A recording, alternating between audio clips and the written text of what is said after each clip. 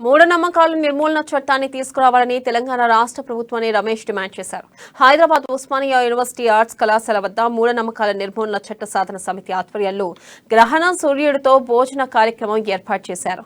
ఇక సూర్యగ్రహణం సందర్భంగా గ్రహణాల పట్ల ప్రజలకు ఉండే భయాందోళనలు అపోహలు తొలగించడానికి ఈ కార్యక్రమం నిర్వహించామన్నారు.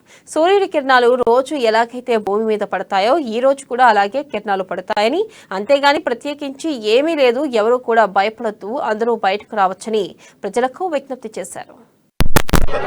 చంద్రుడి నీడ ఆ విధంగా పడుతుంది, అంతకుమించి ప్రత్యేకంగా ఏమి జరగదు, బయటకు రావచ్చు, ఏమి జరగదు.